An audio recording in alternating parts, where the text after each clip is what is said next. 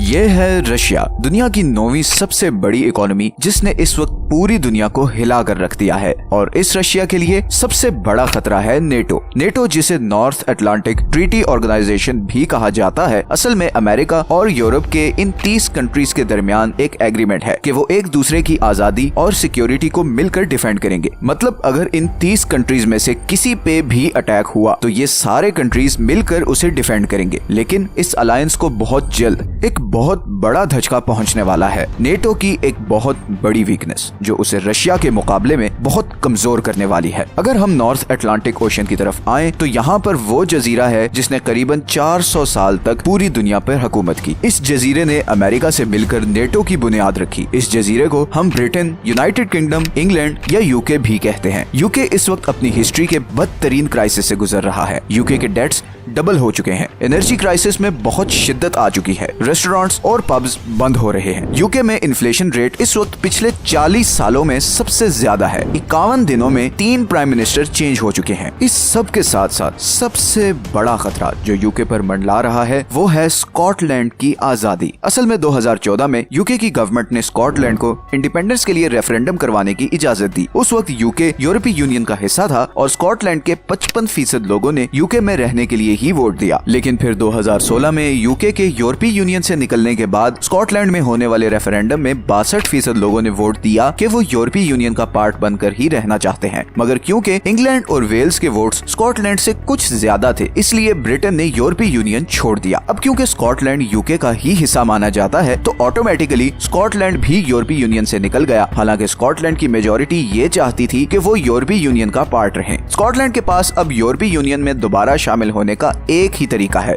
कि वो ब्रिटेन से अलग हो जाए। लेकिन अब असल सवाल ये है कि स्कॉटलैंड के सेपरेट होने से नेटो को क्या फर्क पड़ता है। एक्सपर्ट्स ये क्यों कह रहे हैं कि अगर स्कॉटलैंड यूके से अलग हुआ तो न सिर्फ यूके तबाह हो सकता है बल्कि नेटो की पावर भी बहुत बुरी तरह कॉम्प्रोमाइज हो जाएगी। स्कॉटलैंड यूके और नेटो के लिए आखिर इतना इम्पोर्टेंट क्यों है? बल्कि अगर मैं ये कहूँ कि नेटो की सबसे बड़ी कमजोरी है ही स्कॉटलैंड तो गलत नहीं होगा। लेकिन ऐसा क्यों है? स्कॉटलैंड क्यों यूके और नेटो के लिए एक डरावना ख्वाब बना हुआ है? आइए जानते हैं। सच ये है कि इस वीडियो में सबसे पहले हम इस सवाल का जवाब तलाश करते हैं कि स्कॉटलैंड के सेपरेट होने से यूके पर क्या असर पड़ेगा। स्कॉटलैंड के पास समुद्र के इस हिस्से को नॉर्थ फील्ड कहते हैं और यहाँ पर दुनिया के 31वें सबसे बड़े ऑयल रिजर्व्स हैं। यूके अपनी 90% ऑयल रिक्वायरमेंट इस नॉर्थ फील्ड से निकलने वाले तेल से पूरी करता है और उसे सिर्फ 10% ऑयल बाहर से इम्पोर्ट करना पड़ता है। इन्हीं ऑयल रिजर्व्स की वजह से बाकी यूरोपियन कंट्रीज के मुकाबले में यूके अपनी एनर्जी रिक्वायरमेंट के लिए किसी एक्सटर्नल कंट्री पर डिपेंडेंट नहीं और इसीलिए रशियन यूक्रेन वॉर के बाद भी उसे उस शिद्दत से एनर्जी क्राइसिस का सामना नहीं करना पड़ा जैसे कि जर्मनी और बाकी यूरोपियन कंट्रीज को करना पड़ा है। अब फॉर एग्जांपल जर्मनी अपनी 50% गैस और 40% ऑयल रशिया से इंपोर्ट करता है, जबकि यूके अपनी सिर्फ 4% गैस और 9% ऑयल रशिया से इंपोर्ट करता है। और इसीलिए रशिया ने जब यूक्रेन पर अटैक किया तो यूके ने बड़ी आसानी से रशिया पर इंपोर्ट सैंक्शंस लगा दी। लेकिन अब सबसे बड़ा सवाल ये है कि अगर स्कॉटलैंड यूके से सेपरेट होता है तो इन ऑयल रिजर्व्स का क्या होगा? अगर स्कॉटलैंड यूके से सेपरेट हुआ तो वो अपने साथ ब्रिटेन की सारी डोमेस्टिक ऑयल इंडस्ट्री को भी लेकर जाएगा, क्योंकि एक इंडिपेंडेंट कंट्री बनकर स्कॉटलैंड को ये हक हासिल होगा कि उसका एक अपना समुद्री इकोनॉमिक जोन हो, जिसे टेक्निकल लैंग्वेज में EEZ या एक्सक्लूसिव इकोनॉमिक जोन भी कहते हैं। और जोन कुछ इस तरह से दिखेगा। इस जोन में पाए जाने वाले सारे रिसोर्सेज पर स्कॉटलैंड का हक होगा। और अगर हम यूके के ऑयल और गैस रिजर्व्स को देखें तो बंटवारे के बाद वो कुछ इस तरह से होंगे। तो हम देख सकते हैं कि यूके के तकरीबन 95% ऑयल रिजर्व्स स्कॉटलैंड के कंट्रोल में चले जाएंगे और फिर स्कॉटलैंड इन रिसोर्सेज के साथ जो मर्जी करे। और यहीं पर बड़ी इंपॉर्टेंट चीज ये है कि नॉर्थ फील्ड में पाए जाने वाले ऑयल रिजर्व्स बड़ी तेजी से खत्म हो रहे हैं और हो सकता है कि स्कॉटलैंड इनको बेचने के लिए यूके को ऑयल इंपोर्ट बंद कर दे। और इसका सबसे बड़ा नुकसान ये होगा कि यूके को अपनी एनर्जी रिक्वायरमेंट के लिए फिर बाकी कंट्रीज के पास जाना पड़ेगा और इस तरह वो जो कंपेटिटिव एडवांटेज जो यूके को बाकी यूरोपियन कंट्रीज पर हासिल था वो बिल्कुल खत्म हो जाएगा। रशिया यूक्रेन वॉर के बाद से ऑयल की प्राइस मुसलसल ऊपर जा रही है और एज अ रिजल्ट यूके की ऑयल इंडस्ट्री के प्रॉफिट्स भी डबल हो गए हैं और इसी चीज ने स्कॉटलैंड को मजीद पंप किया है कि वो यूके से इंडिपेंडेंस ले, बिकॉज मेजॉरिटी ऑयल तो स्कॉटिश वाटर्स से निकल रहा है और उसका प्रॉफिट जा रहा है यूके को। इसी तरह यूके के लिए एक और खतरा ये है कि अगर स्कॉटलैंड यूके से अलहदा होता है तो बहुत ज्यादा चांसेस हैं कि नॉर्दर्न आयरलैंड भी अपनी इंडिपेंडेंस की आवाज उठाएगा और इस तरह द ग्रेट ब्रिटिश एम्पायर चंद सालों में ही टूटकर सिर्फ इंग्लैंड और वेल्स तक रिस्ट्रिक्ट हो जाएगी। अब हम आते हैं दूसरे क्वेश्चन की तरफ कि स्कॉटलैंड के सेपरेट होने से नेटो पर क्या असर पड़ता है।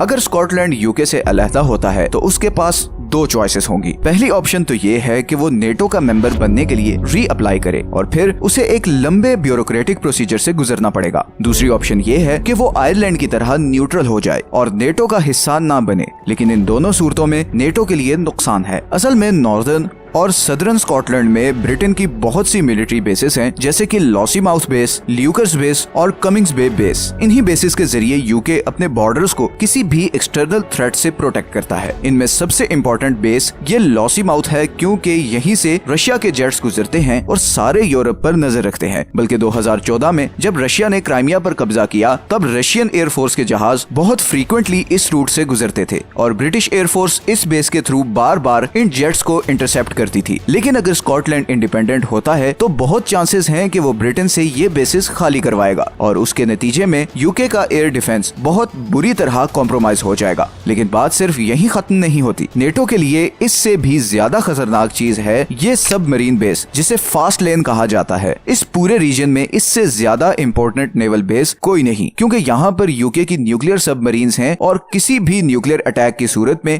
यही बेस है जो यूके को बचा सकती है। इस बेस की लोकेशन को कोल्ड वॉर के दौरान बहुत स्ट्रेटेजिकली चूज किया गया था। ये बेस असल में GIUK गैप के पास है। GIUK गैप हमारी दुनिया के सारे समुद्रों में से सबसे इम्पोर्टेंट एरिया है, क्योंकि यही वो एरिया है जहां से रशियन सबमरीन्स गुजरकर अमेरिका, कनाडा और यूरोप पर अटैक कर सकती हैं। असल में रशिया की सबसे बड़ी नेवल बेस ये सेवरोमोर्स्क बेस है, जो रशिया के नॉर्थ में लोकेटेड है और यहीं पर रशियन नॉर्दर्न फ्लीट हेडक्वार्टर भी है। रशिया की 11 न्यूक्लियर सबमरीन्स इसी बेस के आसपास होती हैं। इस बेस के लेफ्ट साइड पे सारी बर्फ है और रशियन सबमरीन्स लिए अमेरिका और यूरोप पर अटैक करने का सिर्फ यही एक रूट है। रशिया की 4 न्यूक्लियर सबमरीन्स हर वक्त इस गैप एरिया के पास पेट्रोल करती हैं और यूके इसी बेस के थ्रू किसी भी न्यूक्लियर थ्रेट से बचने के लिए समुद्र के इस सारे हिस्से पर कड़ी नजर रखता है। लेकिन अगर स्कॉटलैंड यूके से अलग होता है तो ये सारा फ्लैंक बिल्कुल खाली हो जाएगा, क्योंकि 2014 में स्कॉटलैंड की गवर्नमेंट ने रेफरेंडम में ये कंडीशन रखी थी कि अगर हम वोटिंग जीत गए तो हम ब्रिटेन से फास्ट लेन और दूसरी बेसिस खाली करवा लेंगे। तो स्कॉटलैंड की आजादी का एक ही मतलब होगा कि अब यूके को किसी और जगह बेसिस बनानी पड़ेगी और इस पे बिलियंस ऑफ पाउंड खर्च होंगे और इतना पैसा खर्च करने के बाद भी इतनी जबरदस्त लोकेशंस पर बेसिस मिलना मुश्किल है, क्योंकि एट मैक्स नेटो ऐसी बेसिस या तो फ्रांस में बना सकता है या फिर USA में, और ये दोनों कंट्रीज GIUK गैप से बहुत दूर हैं।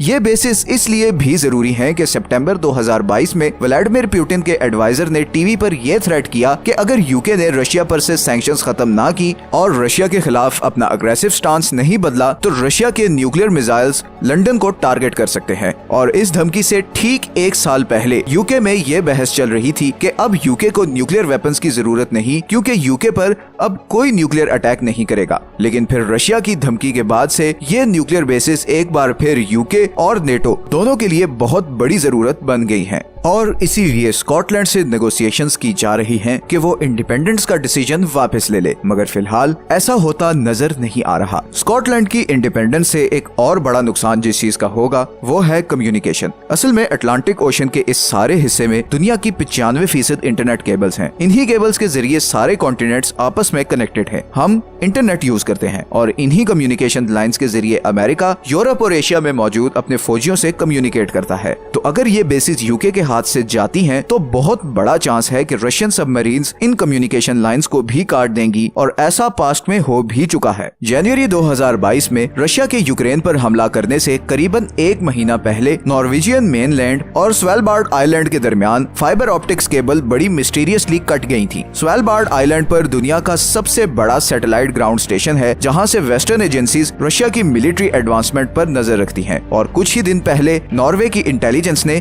रशियन सबमरीन लाइंस को समुद्र के इस हिस्से में डिटेक्ट किया था। तो स्कॉटलैंड के सेपरेट होने की सूरत में यूरोप और अमेरिका की कम्युनिकेशन लाइंस भी कॉम्प्रोमाइज हो जाएंगी। और यही वो सारी रीजंस हैं जिसकी वजह से स्कॉटलैंड नेटो और यूके दोनों की सबसे बड़ी कमजोरी है और उसकी इंडिपेंडेंस का दोनों को बहुत बड़ा नुकसान हो सकता है।